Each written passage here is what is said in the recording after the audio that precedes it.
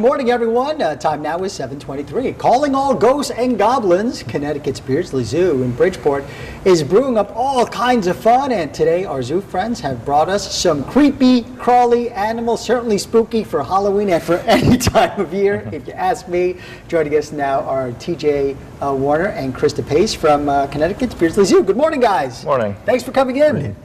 All right, so you brought all kinds of little critters. Yep, we brought a bunch that usually the public doesn't see. They're part of our educational program.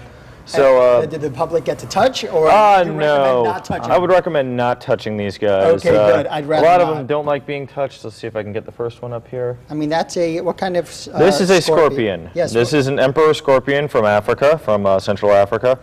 Now you can see this is the typical scorpion don't touch me fit pose, but I'm touching them anyway. Okay. The neat thing about scorpions, well, two things really. One is that they, if you were to put a black light on them, Woohoo. if you would put a black light on them, they would turn neon green. Okay. They fluorescent or black light. And the other thing is, when you see how big the pedipalps, the claws are? Sure. The larger the claws are, actually the less venomous they are. Oh, really? If they've got little wimpy claws, they don't want, and that's typically a desert scorpion. So are those considered large claws? That's a large claw. All This right, is probably about the same as getting stung by a bee. All right, so not so bad there. Not so bad there, yeah. Okay, Let's so get him back in there. what else did we bring in this morning?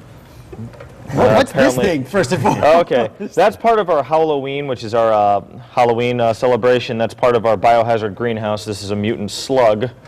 So this was made by some volunteers at the zoo. We put it all together. We do a lot of the props in-house. So you can see him at our Halloween event taking place at the end of the month. All right, awesome. All right, so what else are we pulling out now? This is called a vinegarone. Okay, a vinegarone. Vinegarone. It's in the same family as scorpions and tarantulas. And it's poisonous? It is not poisonous. It's called a vinegarone because it actually can spray acetic acid at the eyes of an attacker. Acetic acid is vinegar, so it can actually, spray actual Can you vinegar. open it up so our viewers can Oh, see? okay. I'm sorry. Yeah, there we go. I thought you wanted to hold it there for a second. Oh, thank you. Completely harmless. It's actually almost entirely blind. These little legs that stick out the side, they kind of tap around like a cane. Okay. So they can see around. And where are they normally found? These are actually found in America. They're found in the Southwest. Oh, okay. You go out after a rainstorm in the desert and you'll find them walking around. And where's the spooky tarantula? The spooky tarantula. Yes, let's take a look at that guy. All right. Because I'm totally cool with regular house spiders, but I don't know what it is about these big hairy ones that just freak me out. She's a little bit shy today. Okay, good. So this is a Mexican red knee tarantula. Like all tarantulas, they're entirely harmless. They really want nothing to do with people. They're not poisonous? They are. They can deliver a somewhat painful bite, but they'd rather not. The analogy I always use is if you ever were walking across the street and you saw King Kong, you wouldn't run up and bite him on the ankle, would you? No. No, exactly. So they don't want to do that either.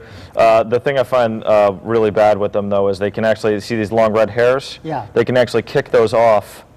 And they're like fiberglass. They're very itchy and irritating. So if an animal gets too close, they can actually kick those. It gets in their nose and their eyes. And So they can shoot them like darts? kind of. They just kind of kick them and they break off and they just kind of float around. All right. So very, very cool animal. They're actually endangered in Mexico because of the pet trade. Too many people were taking them as pets. So we're gonna. Well, goodbye, little tarantula. It's nice to know that they're more scared of us than we are of them. Oh, definitely. Okay, and one more. Let's do the. A little short on time. Okay, well we'll do. We'll pull out the snake. Yep. This is a western hognose, and the reason why I like bringing her for Halloween events is, I don't know if you can see, she's got some very nice Halloween colors on the belly, some nice oranges and blacks. And you see they get the hognose from that nice upturned little nose. Yeah, very cool. Yes, and this animal actually, they'll play possum. If something is really threatening them, they'll actually play dead. And do they, are venomous, non-venomous? Non-venomous. Okay, well then I'll touch that one. Yeah, you can. All right, guys. Well, thanks so much for coming in. We really appreciate it. All right, everyone, head on over to our website, WTNH.com. From there, you can go to the weekend section, and that will give you all the information about the Beardsley Zoo and their big upcoming Halloween event, which takes place when, fellas?